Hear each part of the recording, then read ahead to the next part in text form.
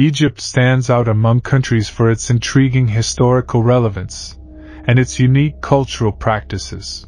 The ancient Egyptians possessed a deep knowledge, and the discoveries made by researchers have revealed the creativity and genius with which they stood out. Some of these discoveries have kept people stumped, as we don't know enough to tease out the logic behind them. However, over the years there have been advances, and some of these mysteries have been solved. We invite you to join us as we explore these enigmas that scientists and archaeologists have been unraveling. The Land of Punt.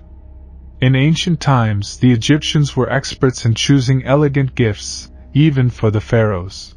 When they wanted something fancy, they went to a place called Punt. There they found golden treasures, fragrant incense, and myrrh. Sometimes they even got baboons from that place. Ever since they learned of Punt, researchers have been searching for the location of this ancient trading place that supplied Egypt with precious gems, spices, ivory, and animals.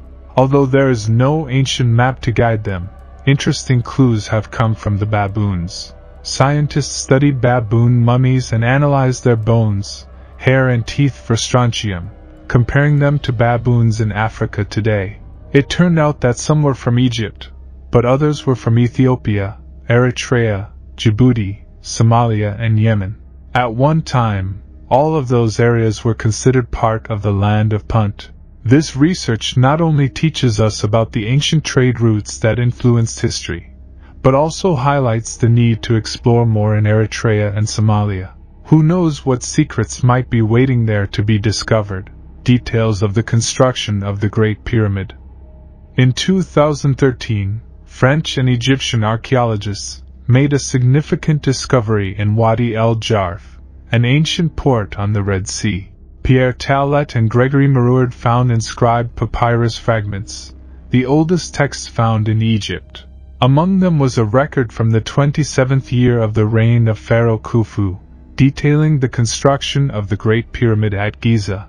The inscriptions and hieroglyphics, written more than 4,500 years ago by Inspector Mirror, recounted the daily routine of the workers. They recorded the transport of limestone blocks from Tura, along the Nile River and canals, to revet the pyramid, a journey of 2 or 3 days. The vizier, the pharaoh's half-brother, oversaw the project. Other records detailed similar projects by the team, such as building a port on the Mediterranean Sea.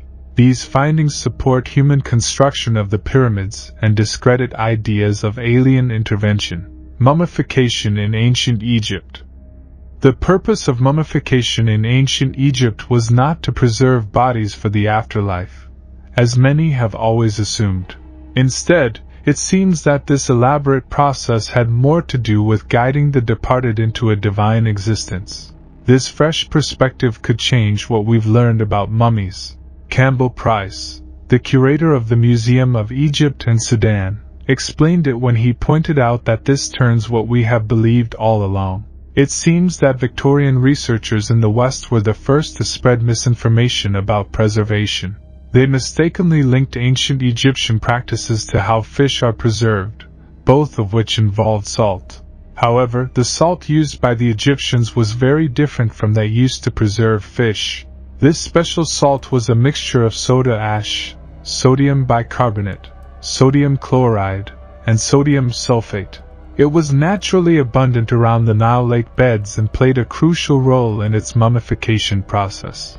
Thus, it turned out that the purpose of mummification was much more intricate and spiritual than we initially thought. Diorite statue of Coffer. At the Grand Egyptian Museum in Cairo, stands out the statue of Coffer, an amazing ancient work also called Coffer enthroned. Carved from diorite, a dark stone, it is a rare gem. Auguste Mariette, the first director of the Egyptian Antiquities Service, discovered it in 1860 in a well under the Valley Temple of Coffer. The statue depicts the powerful pharaoh Coffer of the 4th dynasty, seated on a lion-footed throne. His intense gaze, clenched fist, and outstretched hand capture his commanding presence. The cobra and the Nejim headdress symbolize divine protection. Hieroglyphics narrate his role in the unification of Egypt, and the falcon on his back represents the protector god Horus. This statue exhibits the skills of the ancient Egyptians, fusing idealism and naturalism in stones such as quartzite, limestone, and grey waka. Coffer's influence marked royal iconography and highlighted the close connection between the pharaohs and the divine. Mummies with golden tongue. At the ruins of Oxyrhynchus, now El Banasa, archaeologists have made an amazing discovery. They found 2 tombs with mummies from about 2,500 years ago. The surprise came when they realized that a grave had never been opened. Inside, Esther Pons Milano from the University of Barcelona found a limestone sarcophagus with a mummified man. Next to it were a scarab amulet for canopic jars used in mummification and more than 400 small glazed terracotta funerary figures. Interestingly, the mummy had a golden tongue in its mouth, a practice for communicating with the god Osiris in the underworld in ancient Egyptian culture. A similar mummy with a golden tongue had previously been discovered in Alexandria, the Rosetta Stone.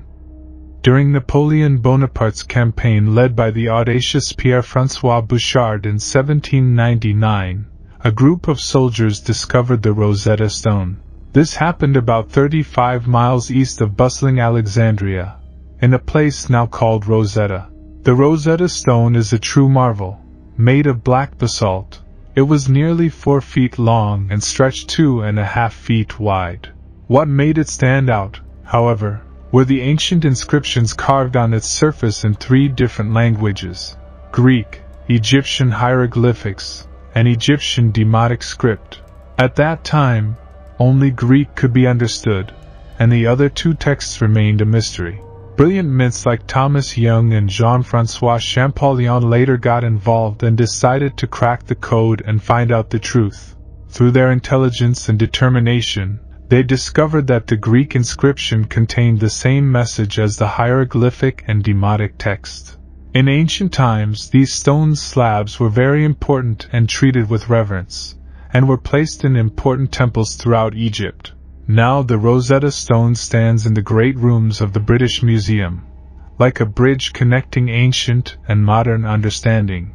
However, a debate has been underway and there are voices in Egypt advocating for the return of the stone to its homeland. They believe bringing it back will help preserve its rich heritage and culture, safeguarding the legacy of the remarkable civilization that once flourished along the banks of the Nile. Ancient Greek remedies for hangovers.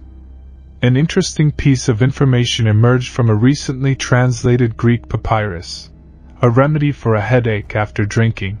The papyrus suggested that the affected person should tie leaves from a bush called Kamai Daphne, found in Alexandria, around the neck. Although they believed this might help with headaches at the time, it's not clear if it worked, especially for hangovers. They also resorted to herbal teas and honey to soothe upset stomachs. This ancient treatment was found in a 1,900-year-old papyrus, discovered in Oxyrhynchus by researchers Bernard Grenfell and Arthur Hunt. Studying and publishing papyri, like this one, has lasted a century. In volume 80 of the publication, nearly 30 Oxyrhynchus medical papyri were revealed, covering various medical problems, from hemorrhoids and ulcers to dental issues and fragments on eye surgery. The ancient temple dedicated to Zeus. Archaeologists have found remains of an ancient temple dedicated to Zeus Cassius, a deity that mixes traits of Zeus and the weather god Cassius. These ruins were discovered at Tel El Farima, in the northwest corner of Sinai.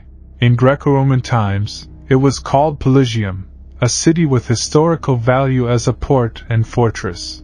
It has seen different eras, from Egyptian pharaohs to Byzantine and Islamic Christian periods. Mustafa Waziri of the Supreme Council of Antiquities explained that the focus on the temple arose from finding granite columns, which used to be the entrance, but were left in ruins due to an ancient earthquake.